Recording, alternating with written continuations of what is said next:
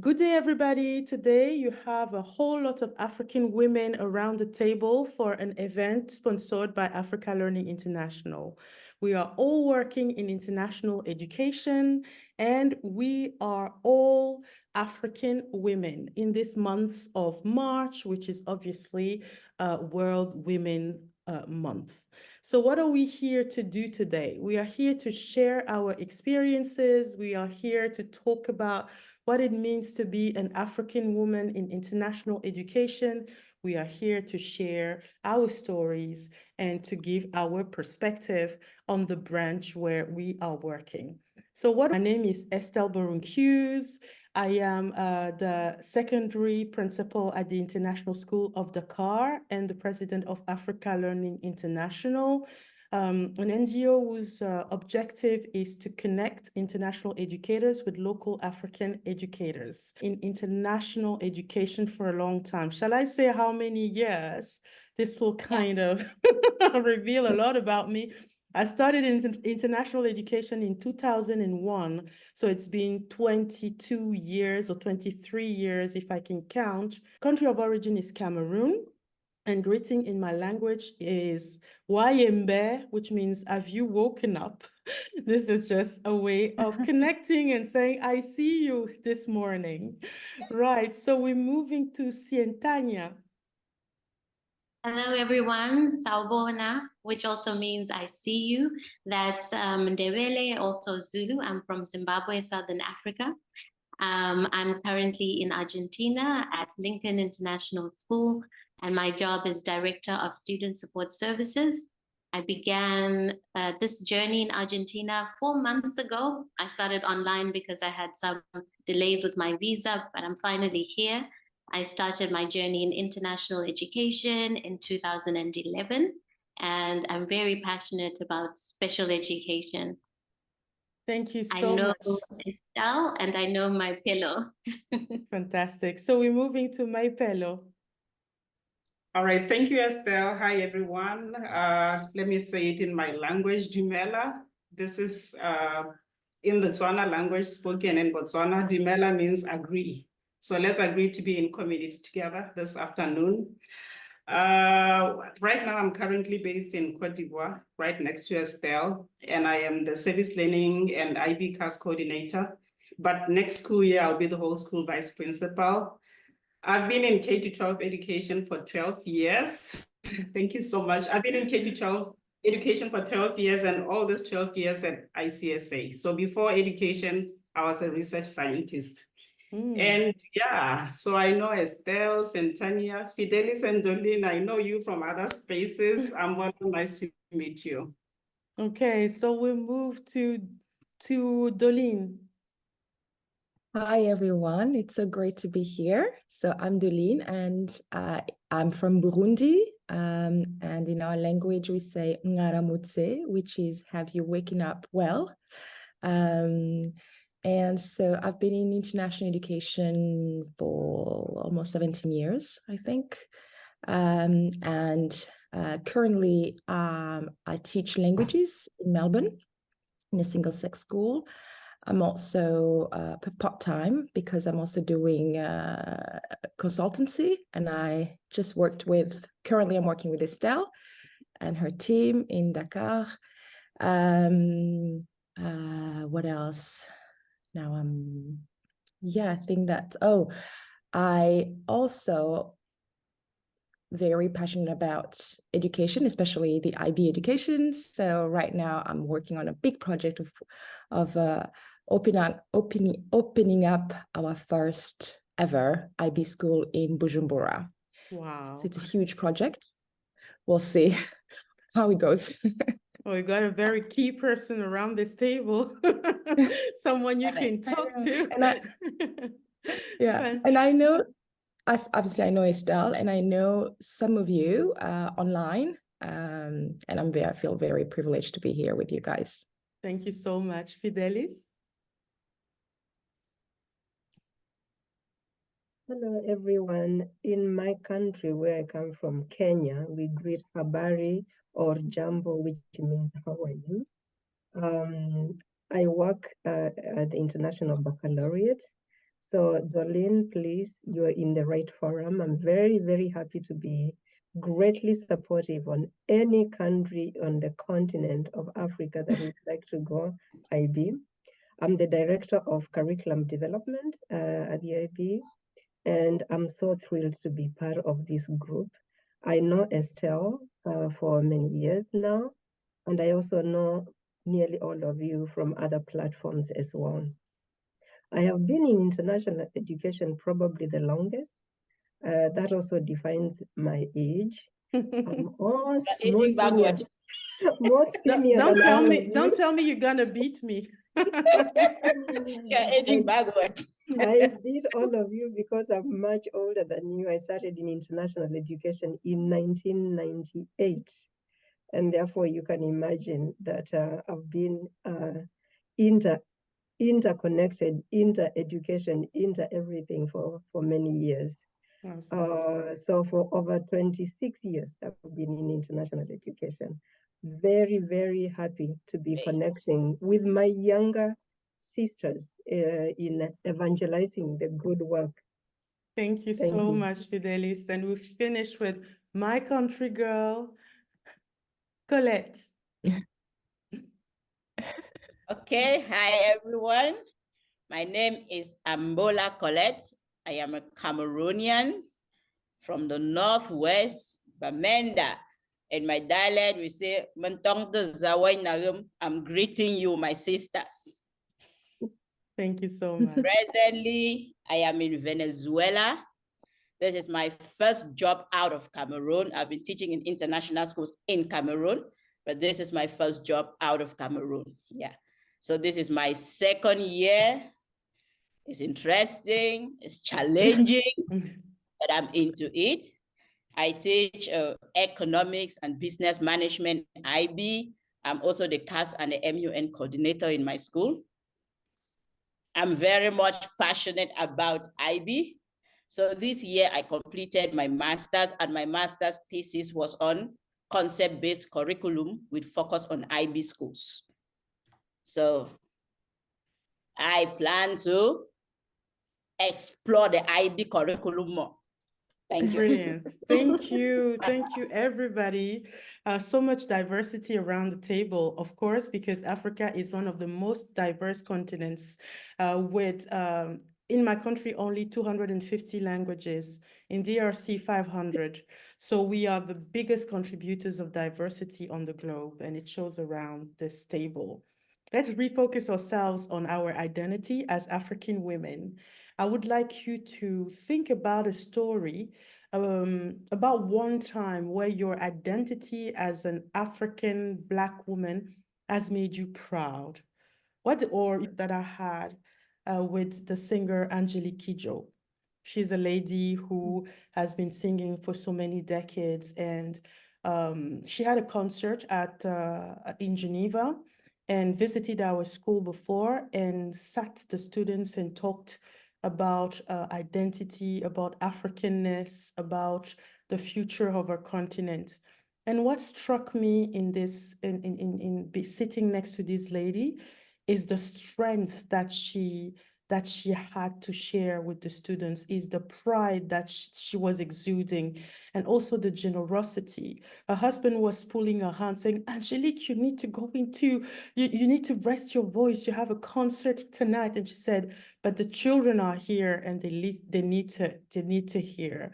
So to have this big name, this amazing ambassador of education and young girls' health, sitting down with young children just because it was important to share what it means to be African today and how we can support our continent. It was a real example for me. We are never too big and also never too small to contribute to awareness around Africa and African identities and African challenges and opportunities. That was my big moment with an African woman. Is there someone else who would like to share one? Maipelo? Yeah, sure. In the beginning, when you mentioned this prompt, the example that came to me was not proud of being an African. It was actually challenge of being an African. But as you were speaking, I did remember something that made me proud to be an African. And this was during the recent ASA conference. You were one of the keynote speakers. So I just liked how the conference was grounded on Africa, like just taking joy in Africa. All of a sudden, Africa was being looked at in a positive light. And we were looking at the asset that Africa brings into education and the world in general, instead of this negative tendency that people usually look at Africa. So just coming out of the ASA conference was a moment of pride. Like, yes, I'm an African, I'm here. See me, deal with me. This is who I am. I have something to contribute to this world. Oh, thank you. Yeah, the example that I thought about that popped in my mind when you mentioned the prompt was during one of my leadership interviews with my present school, actually. So the very first question that I was asked was, how am I going to deal with the challenge of being a Black African woman, being in a position of leadership? Which was quite shocking to me. I mean, the interview went downhill from there because I became very angry. Like, how is that even a problem? How is me being a Black African woman a problem? How does it prevent me from being an effective leader? So that was, yeah, an interesting experience. Well, thank you so much, Maipelo. Colette? Okay, my own little experience was just back here in Venezuela. You know, we have this our Bamenda traditional wear that represents so much with Cameroon. So we had this Venezuelan International School Teachers Conference, VANAS conference. So when I wore that outfit, after every 5 minutes, there was someone to ask me a question. Where are you from? Where is this out? I said, I am an African. He was like, they were like, but you look so different. Eh? Why don't you just wear something that you fit with the others? I said, I'm proud of my identity. I don't have to go with the flow for me to look normal. I'm very okay being abnormal in my African identity. I'm comfortable with it. One even asked me that African women, they mostly wear wigs in order to feel confident. Why is it that you are with your natural hair? I said, because I feel confident in my nature. Like, what type of a woman is this? And I've had this question even from parents sometimes. And I'm like, I'm fine with it. You know, with us, when you're back in Africa, this race issue is not an issue at all. Oh, yes, absolutely. It reminds me of the book Americana, where Chimamanda Ngozi Adichie explores this way of becoming an African, actually, as you exit Africa, becoming Black as you exit Africa, because before that, you're just normal, you're just a human being and a person. You have to take that step out to identify your identity as different. Yeah, absolutely. Thank you so much. Fidelis? Thank you so much. I have to go back to one of my leadership positions that I held when I was back in Kenya, and that was a time when I really felt proud for having been an African and a woman.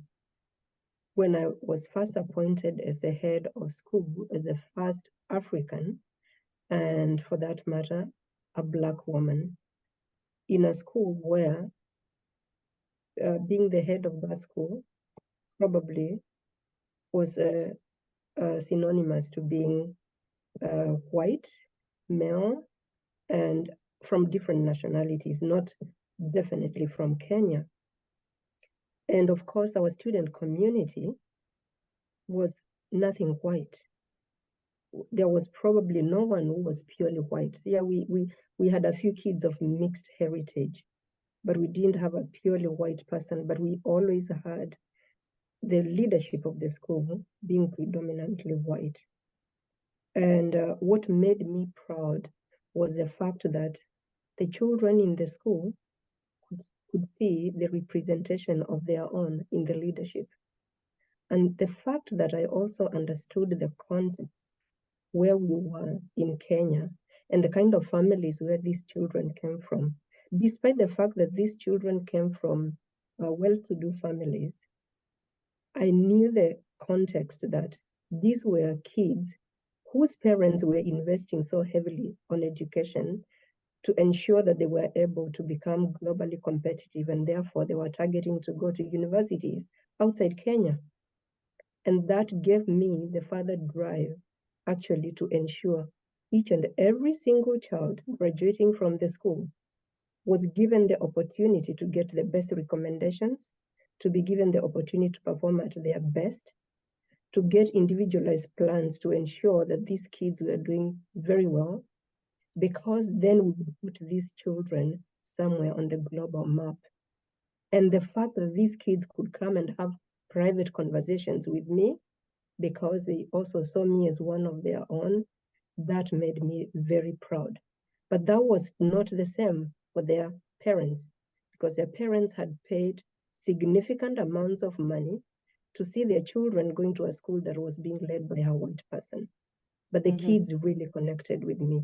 That really made me proud and made me feel that I was able to identify the potential in these children and use the systems in place to really propel these kids to shine and be at their best. Thank you so much, Fidelis. You're talking about the importance of validating the children's identities, but also being validated in the same process. And this is something that really we are proud to do as African educators in international education. Thank you so much. Doline? A child sees a role model in me, and then they start seeing another representation of Africa. It just reminds me why I'm doing what I'm doing every day. And on hard days, when I see those eyes and when I see them, just coming to me and being proud and saying that, oh, I've learned so much from you, just makes me feel like, okay, I'm in the right place. And I'm so proud of being Burundian and representing Africa, which brings me to the challenge of, well, now it's not a challenge, but it's that idea that you almost don't feel like you have the right to make a mistake, that you feel that you always have to be excellent, which is, I think I got into it, but there are days where you just don't want to care.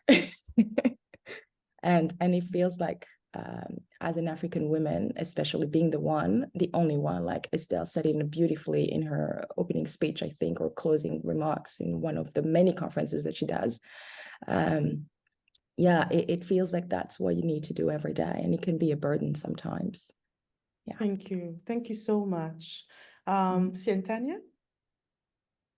I can relate to what has been shared with what I wanted to share as well, but I definitely feel that pressure of having to be excellent every single day, having to keep the bar up, because the children are watching, and of course others are watching too, and sometimes their reference to Africa is probably you.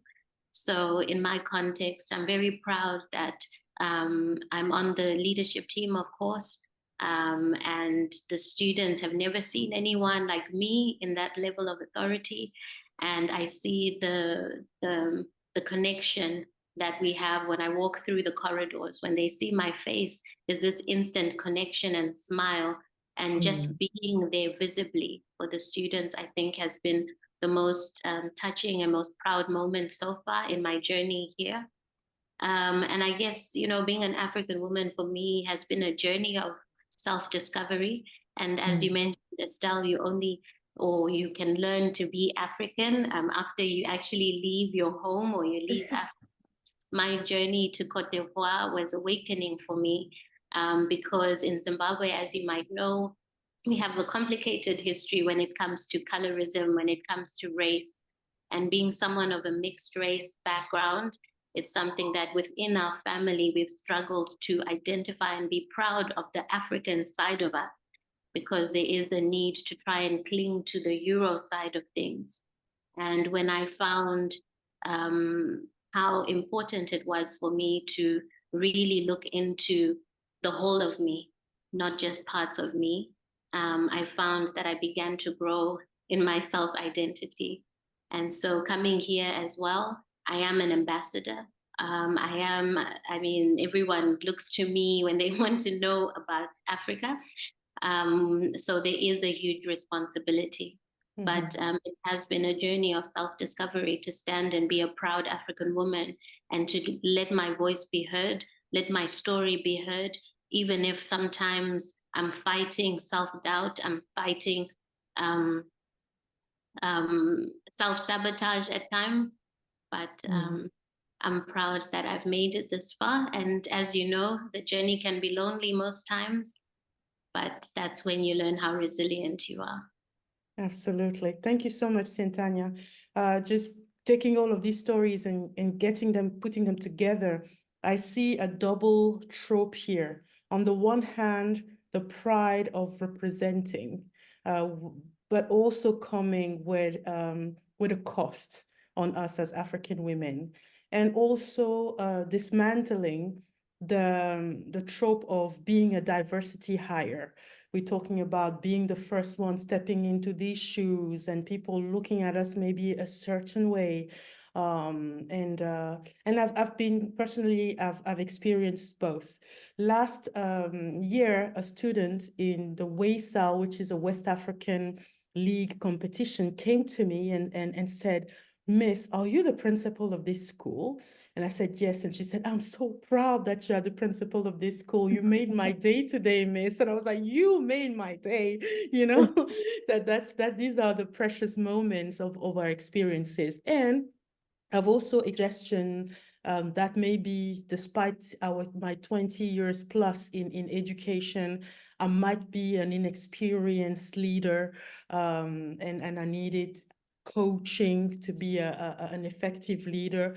People allow themselves to say things about us that maybe they wouldn't to another person. The leader really, how did your African identity impact how you entered that space of leadership? You could also explore the following question: what you think you bring to your school that no one else can as an African woman and a leader? And also, what challenges do you meet in your leadership as an African woman? So all of these questions to help us explore how we show up, how we exist in leadership in international education as African women. I'm going to ask Maipelo to start. Thank you. I was looking for the unmute button. Yeah. So, I mean, my leadership journey has been an interesting journey. As I mentioned in my introduction, I've been at the same school for my K-12 journey. So even just beginning with that leadership, with just joining the K-12 education was an interesting experience. So coming from science, published scientists, getting into that, when I first interviewed with the school, I was proposed a teaching assistant position because I didn't have a teaching license, which I felt was quite disrespectful for me as a professional. So I politely declined that offer to be a teaching assistant. But the director who was there was leaving at the end of the year. And the following year, there was an African-American woman of color who took on the leadership. And I went to her. She was just so thrilled. Like, how many times you get a scientist to actually come and interview for a science job? So I was hired on the spot. So just showing the power of women. So, and that has been the theme of my journey. So things that have helped me just grow as a leader were advocates. And these advocates were not only Black women. I've had advocates that were white men. I've had advocates that were women, white women. I've had advocates that were men of color, not necessarily Black, but brown. So that's what has been helping me to grow in my leadership journey. And as Sientania was mentioning earlier, throughout the way, I felt sometimes I need to prove myself. And you know, in the international world, there's a lot of changes in leadership. So with every change in leadership, new person looks at you and like, "Oh, you're an African. How on earth are you at this? How did you get here? Who put you in this position?" So I feeling that pressure to prove myself, to be like, no, nobody did me any favor. I'd had to work 4 times harder than everybody else to be here. And this is not even where I need to be. I can even be further than where I am right now. So just dealing with that pressure. But on one hand, you have people that look like me that are just sharing like, okay, finally somebody that looks like us that is able to access tables that we don't have access to. And then others on the other side, like, oh, how did you make it? You're a local hire. How on earth are you in the leadership team of the school? So it's been an interesting experience, but having advocates along the way is what helped me to break some of the barriers that I encountered. Thank you so much for highlighting the importance of advocates or allies on our journey. Thank you. I'm going to ask Fidelis to continue. So, navigating the way up to get into the hottest seats in any organization is one of the biggest challenges, not only for African women, but for women generally, and especially in the space of international education. If you look globally, the kind of education systems that are highly regarded, I doubt you'll identify any African education system that is highly regarded globally. But that doesn't mean that we do not have excellent education systems. We just happen to be different. And how I have been able to navigate this is actually being brave. Although in fear sometimes, although worried what is going to happen, although anxious, I just dive into it and I brave myself to deal with the unexpected or whatever challenges that I may be facing. And what I realize is that if you are prepared to have the tough conversations, and if you brace yourself and say that I am as good as anyone else has been the best in this position, and the fact that others have done it, I will even do it better.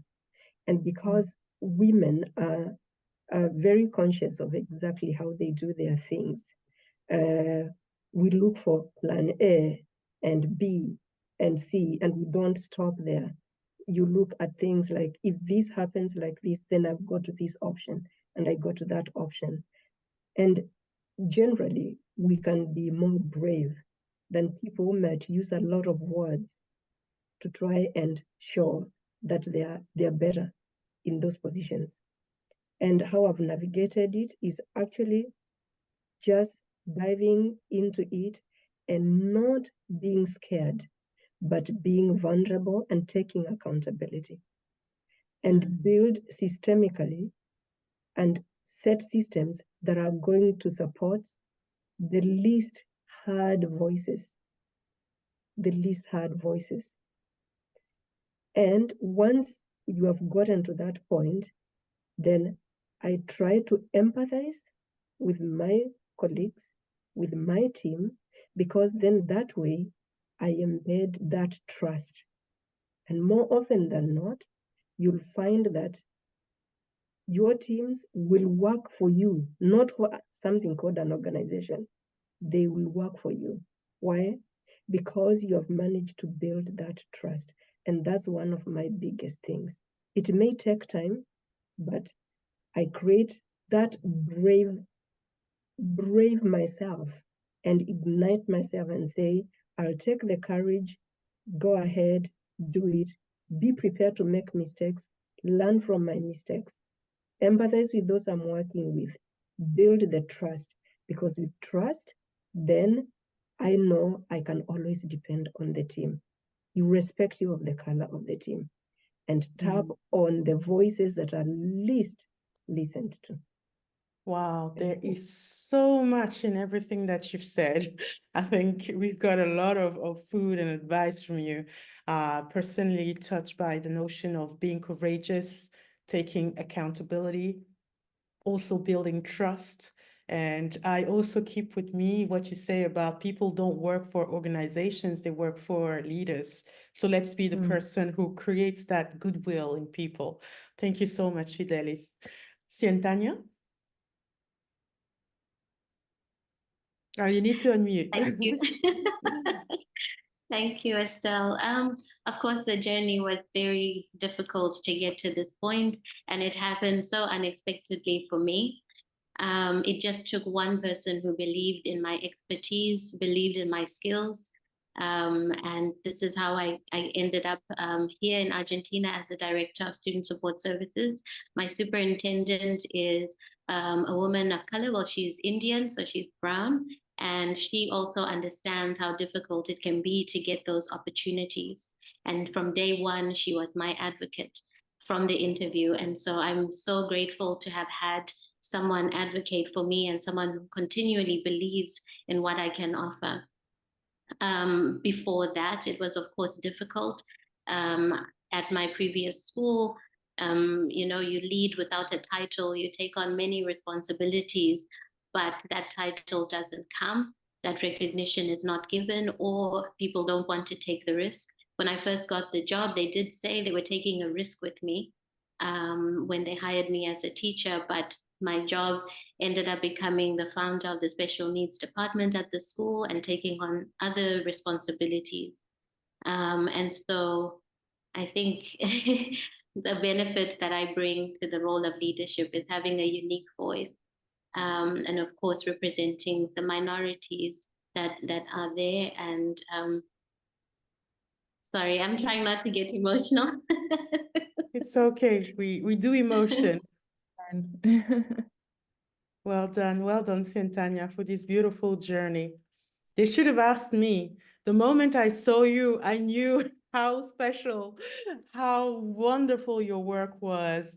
And obviously, people are very clumsy sometimes in the way they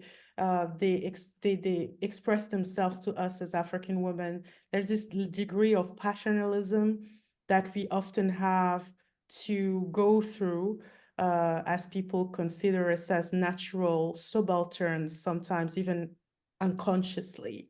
Thank you so much for sharing that, Sientania. Doline? Well, I'm enjoying hearing all these stories. So my leadership journey has been nothing but not typical. And I think I started just chasing that title all the time. And for some reason, I kept failing, and I know why. But I think I went back home. I remember it was probably in 2010 or something. I went back home to Burundi, and something happened. I just remembered the typical African mama. You know, it's that woman that everyone look up to, who's always fixing everybody's problems and who takes care of everyone, who does not have a title but has the biggest influence in her community. She is this person who will get along with the most difficult person that you don't want to be around. But for some reason, even those difficult people will come to her and find comfort. She's the woman who will, you know, if there were two people who have a conflict and they go to them, you know, to her, and she will be the one speaking to all these different parties. And I remember thinking, look at this influence that she has. And she doesn't have a title. You know, she's probably not even aware that she's a leader, of how amazing of a leader she is. And I think something happened in me, and I started thinking, you know what? It's the influence that matters the most. It's how you make people feel. It's, if you're speaking to a person and they, at the end of the day, they feel empowered, they feel loved, they feel all these things, that's the person I aspire to be. And then from the moment I shift that in my head, that's when opportunities started to come, because I aspire to be that person of, forget about the title. What is it that you want to accomplish? You don't have the title probably that you want to have in this school, but you have a goal, you've got a vision. Go for it. Work with the people around you. And to a point where even senior leadership started coming to me because they saw the influence that I had. And that's when the opportunities started to come. And I never forget that. I'm always thinking about this African mama. I'm thinking about my mother, my auntie, my grandmother. And that helps me also to have hard conversation with people who fully disagree with you on fundamental issues, so to say. And that helps me to seek understanding as opposed to trying to convince them. And I think that has helped me grow as a leader. Wow, we are learning so much here, as opposed to trying to become this thick-skinned leader who can have tough conversations, the usual definition that we have that's often very male, right? How about we all strive to become that African mama and lead without title or ignore our own titles, and lead the way our moms and our aunties do. I love it. Thank you so much, Doline. Colette? Okay. I can relate so much with Doline. Usually when I was growing up, my mom always told me that if you go to an occasion, you don't have to wait for someone to ask you to do this before you do it. Anywhere you can volunteer, volunteer. If you don't have a reward, you will be happy that you have contributed to make the human race better. So wherever I go, I always volunteer. Last year, when I came to the school, I was pretty new. I was excited. I just wanted to work. So I volunteered in different areas, even when I was not needed. I would always be there. They always called me the lady who is always available. That's the name they gave me. I was just everywhere, all over the place, contributing. At times when this, like for example, the principal needs to send someone somewhere that nobody is willing to go, she would say, I know Colette will do it for me. So I used to volunteer. So this year, they were like, you have contributed so much to service. Last year, you were running the MUN, even when nobody asked you to. So this year, these are your rules. Take it. You are good at it. You will do a good job. We trust you. So somebody like me, I always try to be, I am always everywhere. I try to put in my service at my best. Whether you pay me or not, it's not a problem. I enjoy doing it. That's the first thing. So while I do it, I aspire to get other leadership positions in the future. And at this moment, I use this time like my training time. I take professional development so that I can prepare myself for what is coming in the future. At the moment, whatever I have to do, I do it with every energy in me. Even this year, when we were going to the Netherlands, we had some pretty difficult kids. They were like, woman, are you sure you can handle these kids? I said, trust me, because the students, they are all my friends. At times when I get angry, they'll be like, okay, miss, we know that you have the right to be angry because you are very objective in whatever you do. I went with them, I stayed with them for a whole week. I came back, I had no complaints. The superintendent told me, it seems as if you can handle more complex positions. I was like, anyway, the decision is yours, it's not mine though. So I enjoy volunteering my service wherever it will be helpful. You don't need to give me a title. Brilliant. So that's what I call natural leadership. And we get this from our mamas. Fantastic. Yeah. You have a question for another participant that you would like to ask to someone in particular, or just put the question out there for us to think about. You can maybe start Sientania. Thank you, Estelle. I think my question would be for anyone around this table to give me some advice on how to balance culture and being a woman in leadership. How do you find a nice balance between what's required from your culture and what's required from the type of work that we do? What a beautiful question. Who would like to take the to be a risk taker, IB learner profile. Yeah, please, Fidelis. Thank you so much for that question, because the reason I would love to explore that question is sometimes, especially in the institutions where we work, there seems to be a norm culture, a certain culture that it is okay to behave like this and this. Culturally, it's okay to do this and this. And then at any time, someone's stronger part of their culture comes across when they're interacting with other people, then it is actually rebuked or criticized. One vital thing is that we can only really thrive in our own ways of working, our norms, our culture, if we also try to appreciate and understand other people's cultures and other people's perspectives.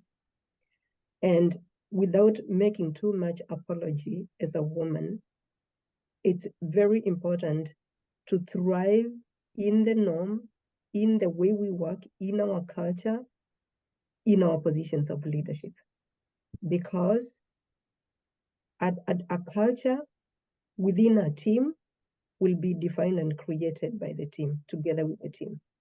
A culture in an organization will be created, defined, worked on, improved, and it's ever improving within the organization by the people in that organization.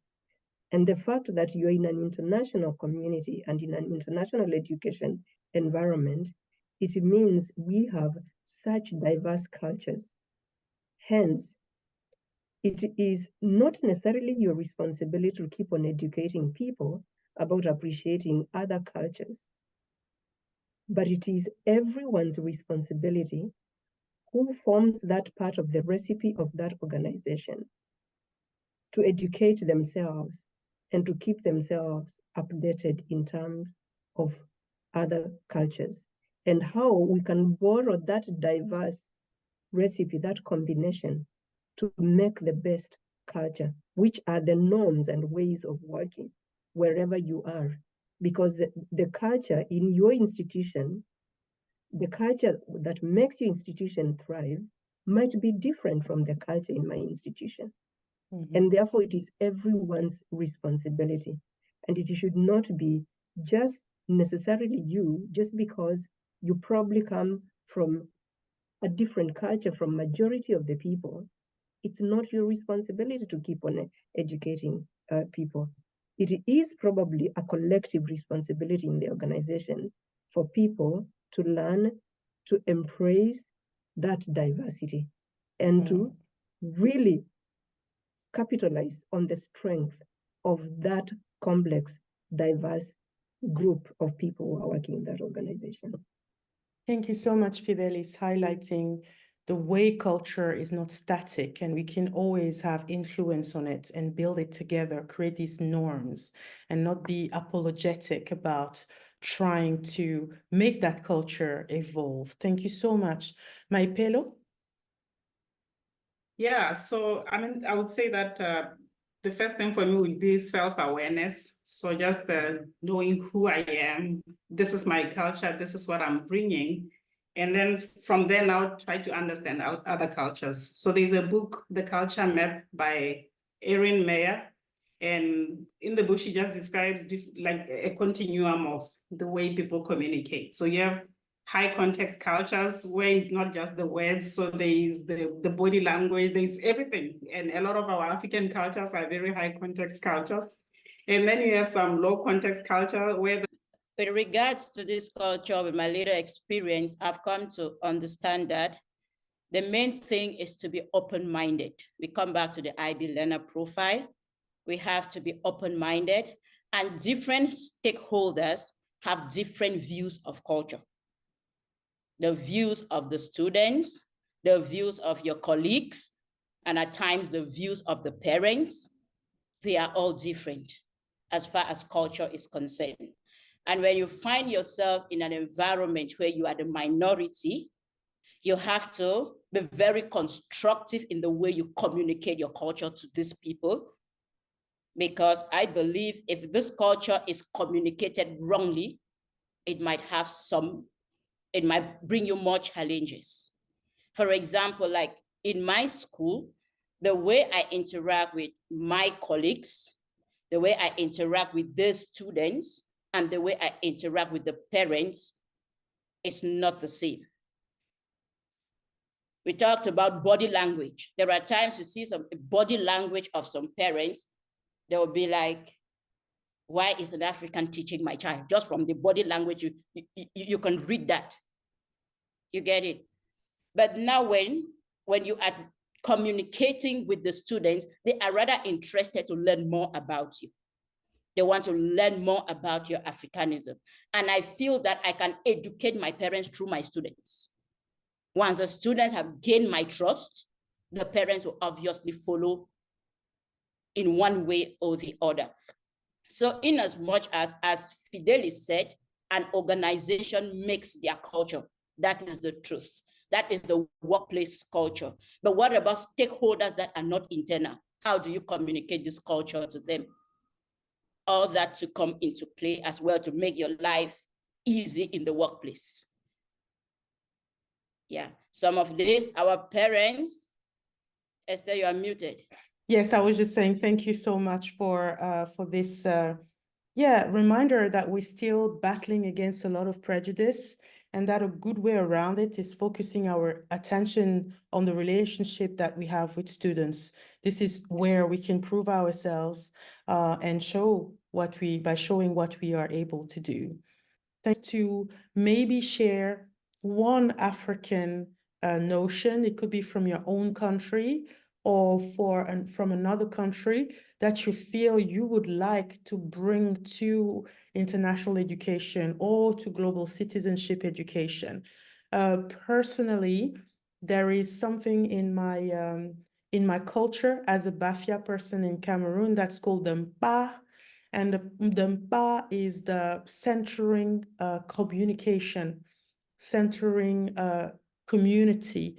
And I think this is very much present in different cultures in Africa. I've heard it called, for example, Indaba in South Africa.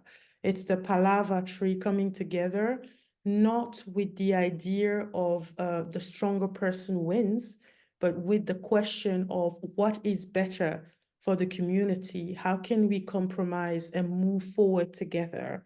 What is we have something similar as what you just said.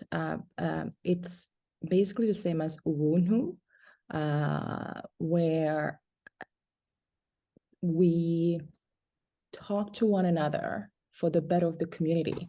So it's very community-centered as opposed to individual-centered. And I feel like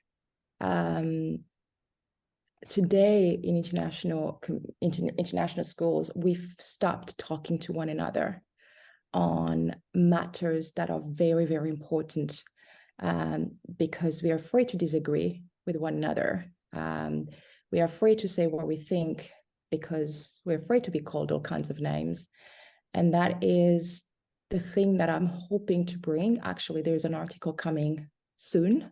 Very soon. I'm sure you're going to hear about it because there are many people who won't like it. But that's what I'm trying to do, to have conversations with those who don't always see the same thing as we do. Sorry, so I don't want to interrupt you. I just wanted to acknowledge that Fidelis had to go and I wanted to thank her, but she already left. It's okay. Carry on, please. Oh, you should have interrupted me before. Yeah, so I think that's what we need to talk about. And I can think of right now, the DIJ world, which is becoming for some people something that is not, how can I say that? It's for some people now, it's becoming not a positive thing as it used to be. And people are becoming silent and they don't want to talk about it. And I hope that we can reverse that. We can, talk about the things that we really think, because that's what we teach our students. That's the whole philosophy of the IB, critical thinking. Let's be on the table. Let's talk about it without judgment. And it's only when we talk about that we can find, solution and move forward.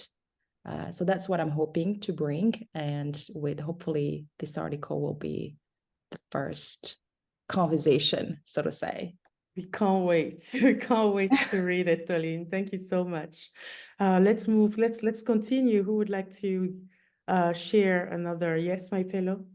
Yeah, so recently I was in Ghana for the ASIG's conference, and so the theme that was used for the conference is based on the Adinkra wisdom, and I've been reading a lot into the Adinkra wisdom, so they have so many powerful things. So this one word that they used is Tikorongo Ajina, which means that one head doesn't make a council.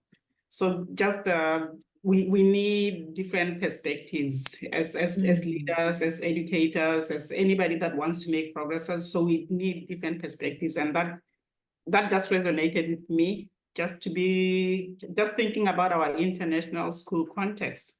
Most of our schools are diverse. How are we harnessing all those different perspectives to come together and to be stronger together? So. But there's just so many, I think, that wisdom, I'll just stick with this one for now. I wonder about the sound for Nane. So she says, in my culture, there is a concept called Mwanang, which is something that relates to the Ubuntu concepts that prevails the idea of togetherness, love, strength in unity, sharing and leaving no one behind. There is what summarizes my leadership journey. My leadership impact has no frontier, and where I find myself in, I see a home. That's why I easily belong. Thank you so much, Nana. Blossoming where you are planted, and the notion of unity as well, so dear to the heart of Africans. It's a very interesting concept and big idea in the context of DEIJ, with this dichotomy between like no justice, no peace. I think that in the African mentality, we feel that we can seek both simultaneously. It is not first, let's get justice and then we'll get peace. It's more, let's get justice in peace together, with unity being a reality, not only a goal. And it's difficult to enter, to let that idea enter the world of international education, even DIJ, easily, because also we are a minority in that world as African women, and these African notions that we are trying to bring into the picture are not always well received. Thank you so much. Anyone else would like to share a big idea from African cultures? What I'm seeing here is that we are very much moving. Yes, go ahead. Most of the ideas that we are sharing are all interrelated. Like in my dialect, there's a saying that one hand doesn't tie a bundle, meaning that for us to be successful, that's all about teamwork. For us to be successful, each and everyone has their own role and part to play for that group to be a success. So group objective cannot be achieved if all of us do not work towards that objective as one. That's basically the idea behind it. And I love to end this conversation around this beautiful idea. Let's continue to walk as one in hope and to embrace our identities as African women in the branch of international education. Thank you, ladies, for your contributions, for your presence, and for this conversation that fed my soul. I hope it also fed yours. Of course it did. Thank you, Estelle, for organizing this. Earlier you asked. More often. That's true. I just want to say that earlier you asked what was your proudest, what was our proudest moment as African women? And I want to say that this, to me, is a very proud moment to see all of you being in positions of influence and to see how, you know, smart you are and what a great ambassador you are. And I think that makes me proud being African. So thank you. making Thank this you happen. so much. Thank you so much. I'll make sure that we get Nana's input, even if it's just in writing, because she's also an amazing leader without a title. As an English teacher, Nana has managed to create events around reading that have gone international. She's a poet, she's a writer, she is a true inspiration for me. And I hope that you get to connect with her, maybe via LinkedIn, where she's active, to see all the amazing things that she's doing for children in my village, Bafia, and in Cameroon as well. Thank you, ladies. Thank you so much for your warmth. I'm going to stop the recording.